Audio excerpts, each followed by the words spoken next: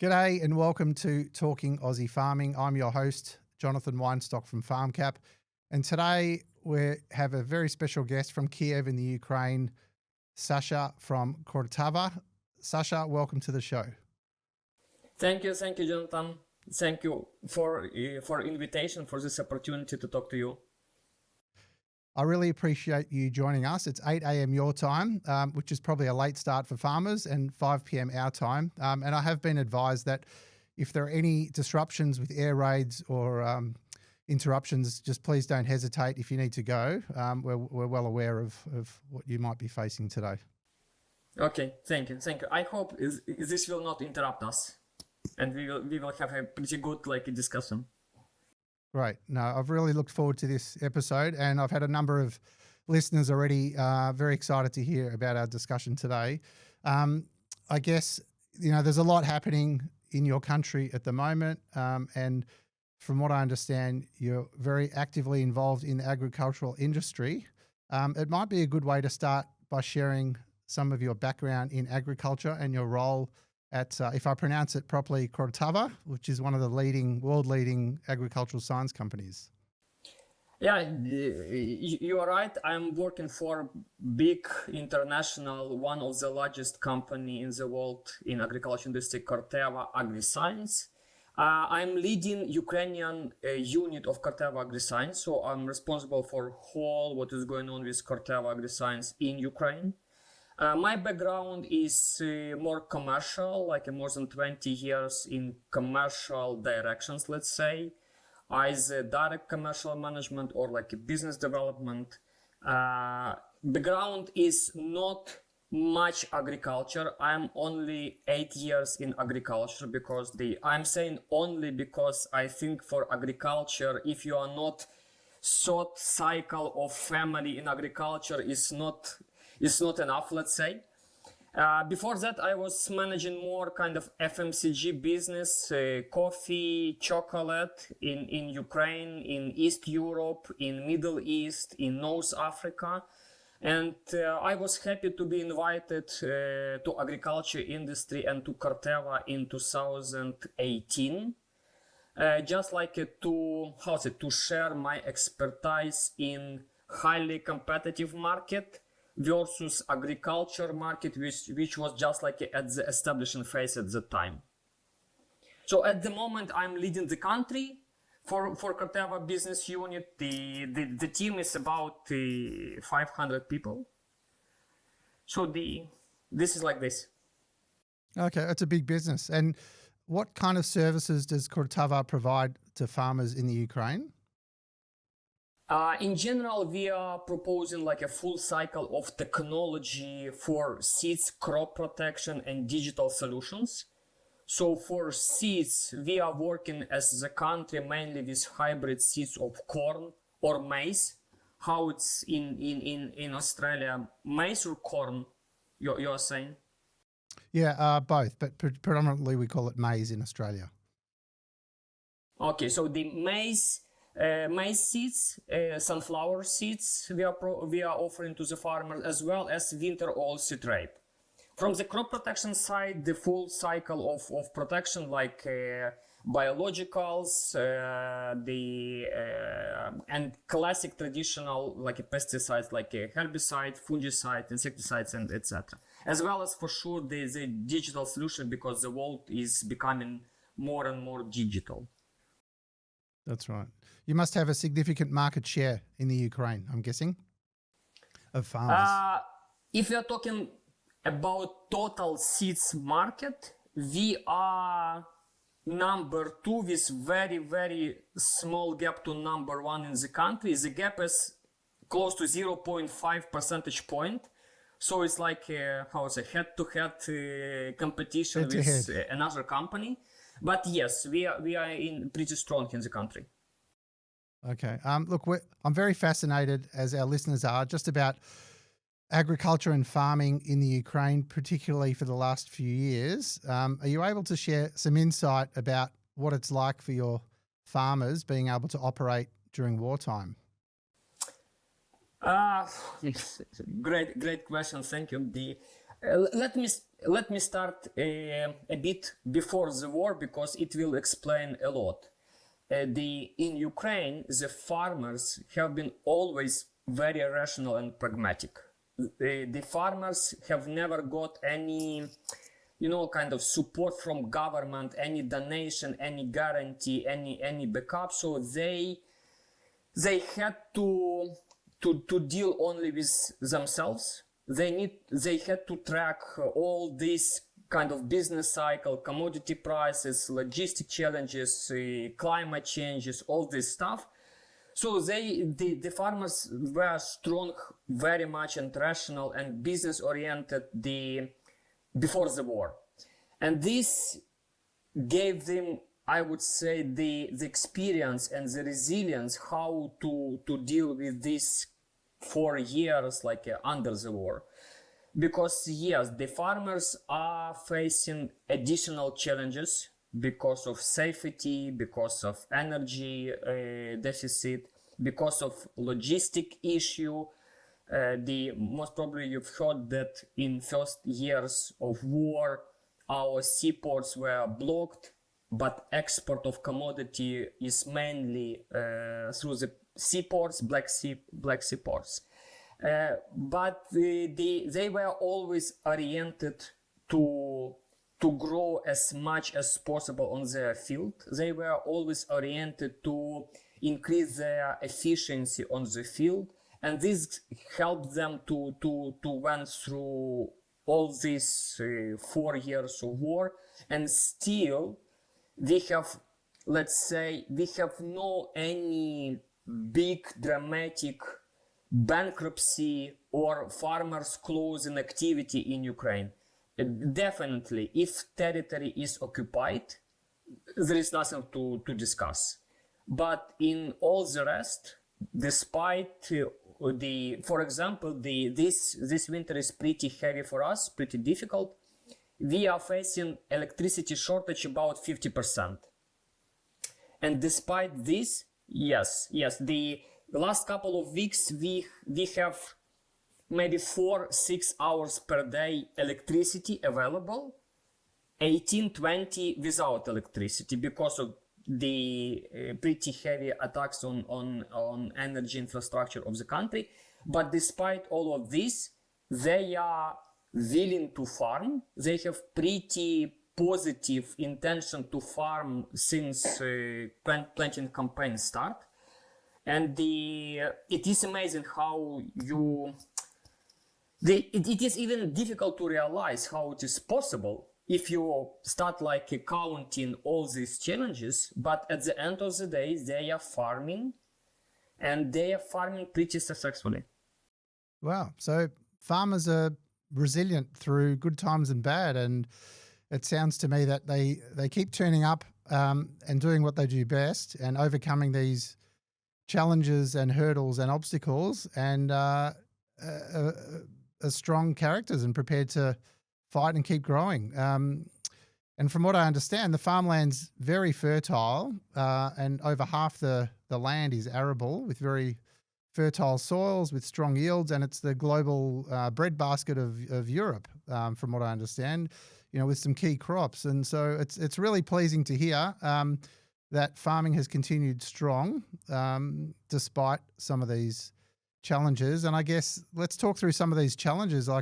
So if the electricity is unavailable and the logistics hubs are closed, look, the world and Europe still needs to eat, and Ukraine relies heavily on its exports, and it's quite a strong exporter, leading globally across all those commodities. So, I mean, how do you overcome some of these day-to-day challenges? I guess price, you're subject to global commodity prices. And yeah, I guess, are there any other challenges? I mean, even from what I read, 20 or 30% of the land, I think when you say is occupied or damaged, is that right? So I guess, what does it mean when it's occupied? Does that mean the farmers can no longer access that land? Let me start one by one, because you touched sure, a lot of interesting sure. and a bit painful topics.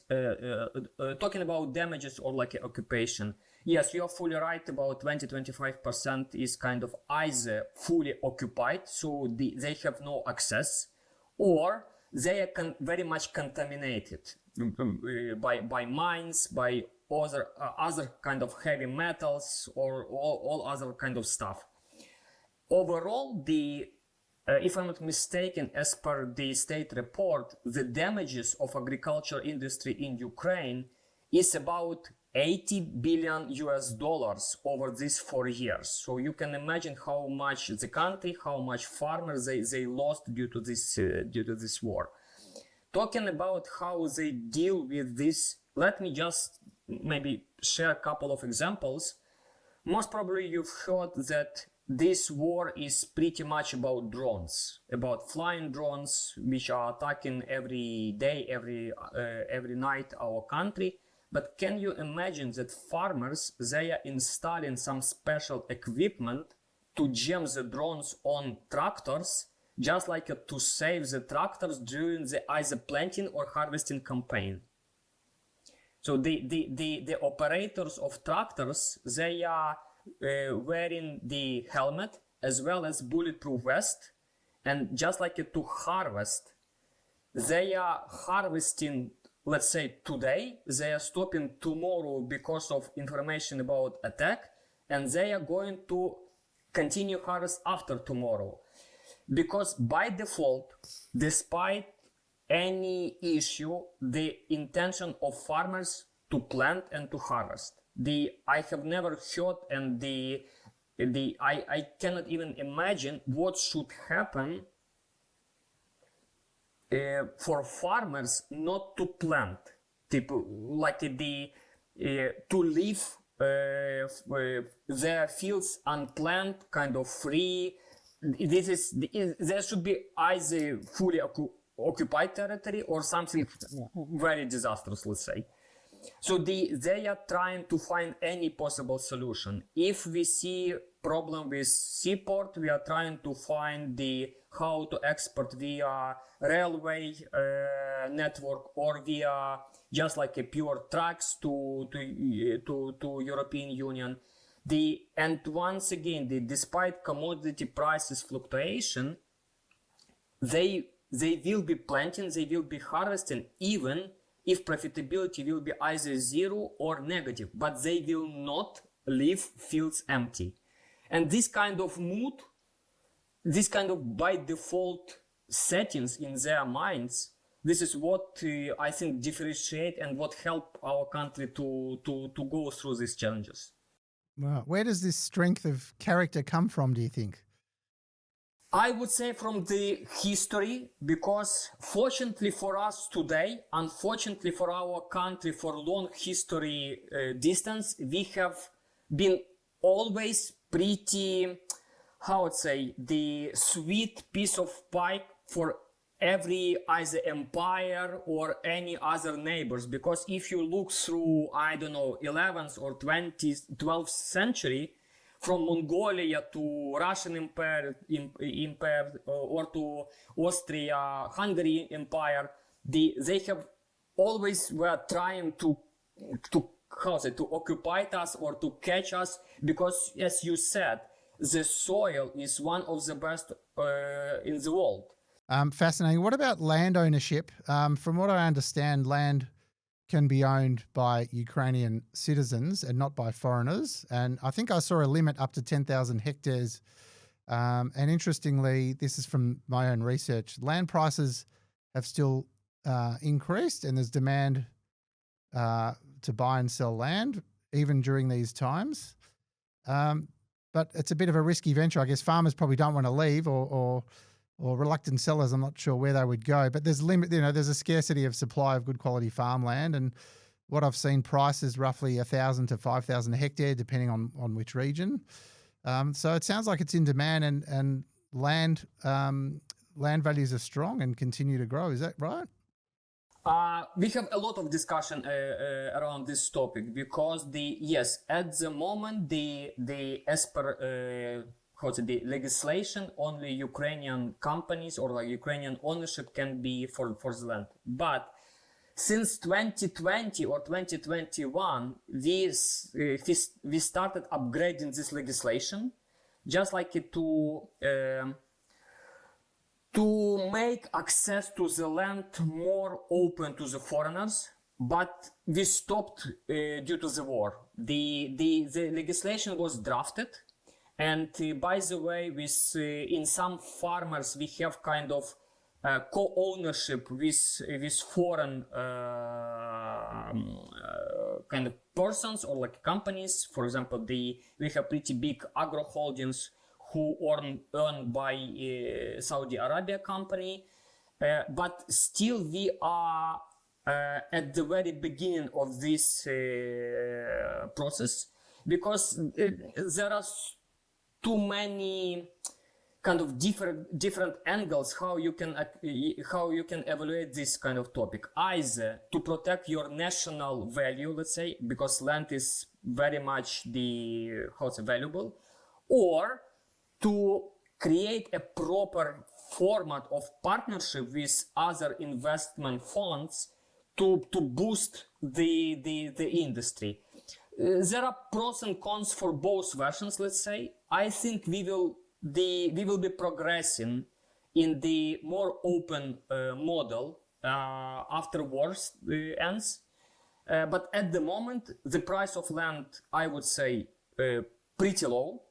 The interest is huge. For example, when I was working in Middle East in 2015, 2016, in that time, the guys in Saudi Arabia, they were totally informed what is going on with our land, what is the producibility of the land, and they were very much interested to invest.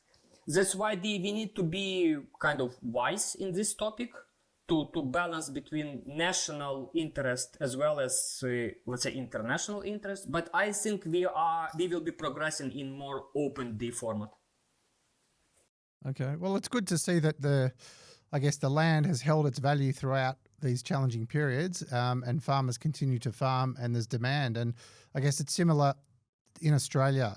There's always demand for a good farmland, even when it doesn't rain for a couple of years. There's always a buyer who wants to hold farmland long term for the ability to grow food. And the international ownership, part of their interest is to be able to guarantee some kind of supply back to their country of wheat, barley, or whatever they're growing. So, and you're right, it's a careful balance of foreign ownership to protect the interests of Ukrainian citizens versus, I guess, attracting international investment. Yeah, absolutely. And for sure, we, in general, as a country, we would like to be as much integrated in the world food security system as possible. We are willing to be integrated in European Union. That's why you need to find a solution how to cooperate, how to balance this interest, because we are consuming only 25-30% what we are harvesting. All the rest we are exporting. That's why it is kind of logical to have this kind of established network with international ownership, with long-term contracts, with some kind of closed cycle of production, not just like exporting grains or kind of commodity, but more talking about the then production of either oil or any other finished goods. As per United Nations report, the food will be in very much the high demand for many future years, and we can help as a country to secure this kind of challenge, because population of world will be increasing, and the efficiency of field it should be increased. Otherwise we have no other choice to feed the world. No, that's right.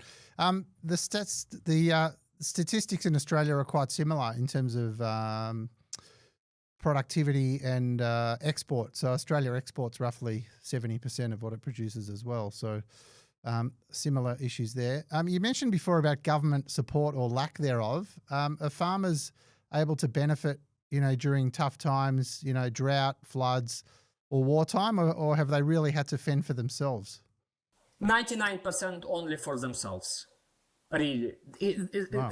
There are here and there some short-term help, like, for example, the government was providing some temporary warehousing kind of plastic solutions for some farmers who lost their kind of the warehouses in frontline, but it was more kind of the the short term from time to time as a project. For example, I don't know how it's in Australia, but in European Union, the government providing some subsidy or donation in case of you are using some, I know, certain percentage of biological solution, you are growing some kind of crops as per list, and you might get some subsidy for that. In Ukraine, it's not the case. So the farmers, they are really looking for from world commodity prices up to all the prices, logistic inputs they need to invest in their land to next planting campaign. And this have always been the very rational and kind of the pragmatic. Okay. Look, Australia is actually also quite low on the government support spectrum relative to other countries. So Australia is very lowly subsidised, interestingly, but there are a lot of programs from time to time to help farmers through challenging times, and there's some advantageous finance for farmers at certain times as well. So, but across the board, Australia is actually quite lowly subsidised. Can I ask about labour? I was reading just the massive labour shortages because I assume farmers or staff are called to represent their country during war times. Is that what's causing the labour shortage? And I guess how do are farmers compensated? Obviously not. But then how do you overcome those labour shortages?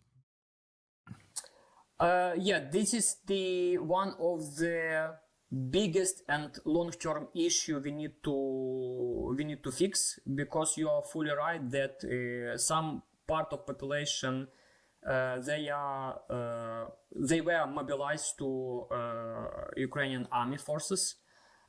Some part of population were migrated to other countries due to security reasons, and at the moment, we see pretty big deficit of labor. In general, at the moment, the farmers, they are just like spreading the functionality among those people who stayed. No other choice. So they are investing extra resources and extra time of that stuff which stayed with them, let's say. Also, in Ukraine, agriculture industry is pretty much about man forces rather than women. And at the moment, we see pretty much involvement of women in agriculture, just like to offset partially the deficit of man forces in industry. For sure, the technology will help us. They are helping us today, and they will help us in the future. To substitute some operators with more unmanned technology, with more maybe artificial intelligence, I don't know, drone application or other stuff, and for, I would say, not only for agriculture industry in Ukraine, but overall for the country, we need to think nationally how to engage people to be back, or maybe to invite other people from other countries to be interested to come to the country and to help us to kind of rebuild or like renovate the country once war ends. Okay. And what about inputs? So fertilizer, for example, is very expensive for farmers in Australia. And so it's been hard to make profits for many Australian farmers with a a lack in attractive pricing, but also increasing costs. Is there any benefit by being in the Ukraine of accessing cheaper fertilizer, for example, or other inputs? In general, the fertilizers are not the biggest issue for us as a price. Yes, they are increasing in price year over year, but not such significant as in other countries and as in Australia. The overall profitability of farmers is pretty good. For last, I would say 10-15 years, yes, we were hearing that farmers are blaming on increasing price, but they have never stated that price of fertilizer will be critical for them to get the profit. In general, the main issue for farmers' profitability in Ukraine, this is either some climate changes or like a weather condition, and due to that harvest may drop, or the in case of pretty high humidity or like a precipitation, they need to invest for drying some corn, for example, maize grains. With these extra expenses, they might lose some part of profit. But in any case, they will be, I would say, for the last 10 years, maybe 1 year they were negative in profitability, let's say. All the rest, they are pretty much combining the crops. They are spreading their risk among different crops like corn, soybeans, sunflower, winter crops, spring crops, and they are pretty good in general in their cash flow, in their profit. Well, that's good to hear. In Australia, not many farmers would say they've been profitable 9 years out of the last 10. That's for sure. They are not saying this. They are always blaming on profitability. But when you start seeing new harvester or new tractor, this is always the same story in all corners of the world. But net, they are. Yes, sometimes they can be better in profitability, but they cannot blame long term for this. No, that's true. But at the end of the day, it's climate risk. That's the most exposure to any farmer. And there'll be some good seasons and some more challenging seasons inevitably. Now, I'm actually in the finance game. So we help farmers with finance. So outside the banks, we provide farmers with money at times when they struggle to get mainstream finance. What's it like for a Ukrainian farmer accessing a loan from a bank or a non-bank? Are there sufficient options around to buy farms or, get money for equipment or working capital? In general, yes. Once again, because agriculture as an industry is pretty much high profit industry in Ukraine. So banks, they are willing to invest. They are willing to be connected and cooperate with this industry. For sure, in few first years of war, they were pretty much careful with investment. But since 2025, I would say maybe even 2024, they realized that industry are pretty much strong and established, let's say, and they, even international banks, they back to the program of either 0% loan or kind of extra credit lines for farmers, because I would say maybe from the civil infrastructure or civil industry, agriculture is the biggest industry right now in the country. So if they want to invest some money to the country, the agriculture is the first in their list. So we see pretty big number of banks or financial solutions, national and international, are available for farmers. That's very pleasing to hear. And putting my banker hat on, it sounds like what you've shared, it's an attractive place to invest and loan money because the farmers, number one, can demonstrate the ability to be profitable and with good underlying land security. So it sounds like quite a robust banking system to farmers, which provides long-term viability for the whole sector. Given its importance. Agriculture is the main. I can share with you some example. For example, one of the biggest crop in Ukraine is maize. It's kind of 4 million hectares out of 20 in total. And for last year, roughly the net profit per hectare for maize were about 1,000 US dollars per hectare, which is not bad for Ukrainian reality, let's say. Okay, no, that's excellent. Particularly in comparison. Okay, and in terms of crop yields, are you able to share? You'd probably be an expert at understanding the yields. So for the different types of crops, what are the farmers able to produce? Probably using Corteva's inputs as well. Let me start from the maize. This is one of the biggest crop. As I said, 4 million hectares is under this crop. Average harvest level of yield level for this crop is about 7 tons per hectare. But maximum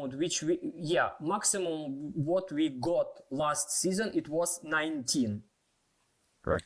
And we are talking about hybrid crop. We are not allowed to plant GMO. So we are talking about the kind of pure selection. So 20 tons per hectare is completely possible in Ukraine under irrigation, for example. But yes, average is 7.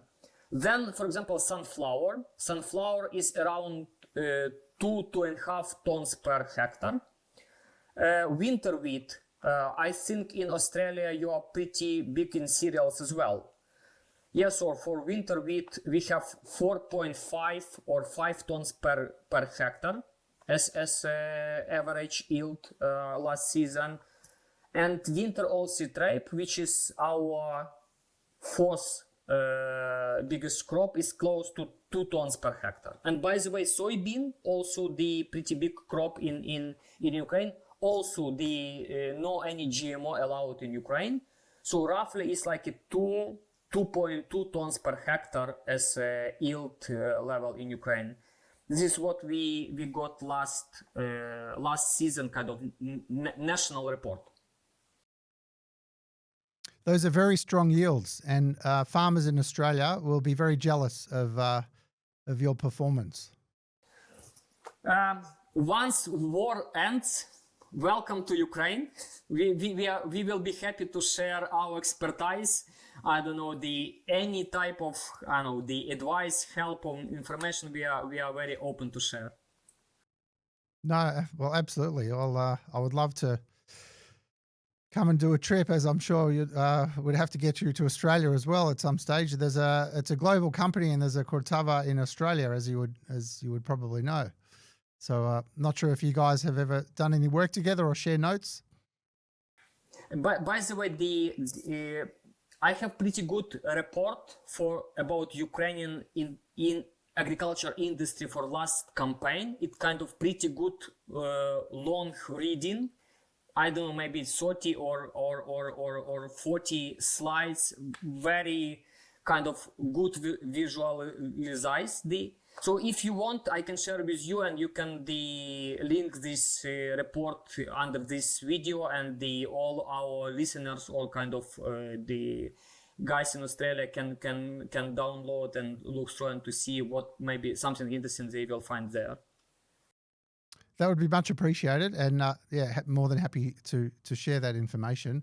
On a personal note, how is life for you in Kyiv at the moment with you and your family? Do you feel safe, and do you foresee a future for you and your family there, and hopefully an end to the wartime? I'd be very interested to hear your thoughts.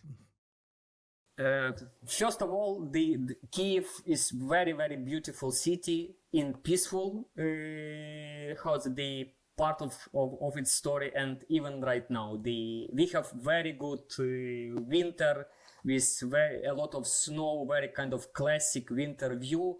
So I'm happy to be here, and maybe it is a bit kind of crazy to share, but I feel very much safe as close as I am to Kyiv, let's say, because my family is not in Kyiv. I have one son. He's pretty old. He's he's adult. He's student and he's studying in other city. And when I'm traveling to him or to my wife, I'm missing Kyiv as a city, and I'm start feeling safer when I'm coming back to Kyiv, let's say. Right, So okay. for me it's kind of personal development to to observe how people are upgrading their resilience and how it is possible to be as happy as possible on fourth year of war. But we are trying to enjoy as much as possible either very good snow, very good winter, or very good view of our city. So let's say it could be better for sure. I would not. It would be good not to think about safety, not to think about night attack, to sleep well without any kind of background thoughts, let's say.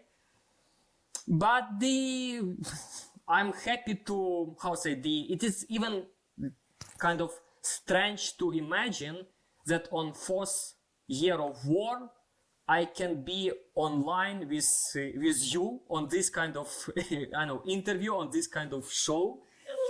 So it is possible, and the human being is very much more resilient versus what we can imagine before, because you cannot imagine how much or how strong you are once you are not overcoming some challenges.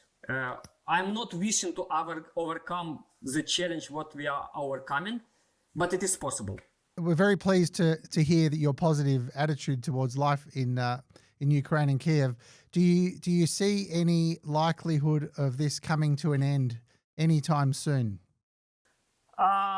You're asking very interesting and a bit of provocative question, because once again, we hope so, but I cannot imagine how it will happen. It will happen in the morning. We will just like wake up and we'll understand that everything ends, or it will be kind of slowing down dynamic of military action, and then it will come to the zero kind of frozen period. We don't know this feeling to share how it is. What does it mean? Let's say for sure we hope that it will end sooner or later. Honestly speaking, I'm not thinking it will be done at least by mid of this year. Maybe somewhere in second half of this year, maybe at the beginning of 2027, because once again the situation is very tough. We are strong enough to negotiate, and we would like to negotiate for constant and kind of fair rules how to end this war, not just like it to be fast or kind of to speed up some processes. We are pretty much strong internally as a nation, not to be in hurry, let's say. For sure, we are feeling the pain every day or every night, because we are losing our people, we are losing our friends or our ex-colleagues. But we understand why we are paying this price, because in general we are paying this price for our future, for our children, let's say, and we would like to guarantee this future for them. That's why we need to be kind of still resilient and strong, and kind of wise enough to solve this issue kind of fundamentally, not to be in hurry. That's why it takes some time, let's say. That's true. Well, Sasha, we wish you peace quickly for you, your family, and your people. And we all hope, from Australia that it comes to an end soon, so you can live a safe life for you and your family and the next generation. Thank you very much, and let me thank you for this opportunity, and let me thank for whole Australians, for whole your people, because you are helping us a lot to overcome all these challenges. If I'm not mistaken, Australia is the biggest donor outside of NATO country. You are helping us with military stuff. You are helping us with energy equipment. And even I have my friend from school who were migrated to Australia due to security reason, and she was very much and very kind of warm welcomed and hosted in the country. So let me thank you back, because it means a lot when the world are backing up us, and the world see and your country see where the truth is. That's why and let me thank you Australian farmers who are doing fundamental job, because to feed the world, this is pretty kind of global challenge. And let's say to be shoulder to shoulder Ukrainian farmers with Australian farmers, even over the oceans, let's say, but we are doing the same job. So thank you very much, and thank you, and stay safe also. Thank you, Sasha. I was going to say you've got a lot of support from the Australian public towards Ukraine. So thanks again for coming on the show, and let's stay in touch. Thanks, Sasha. Thank you.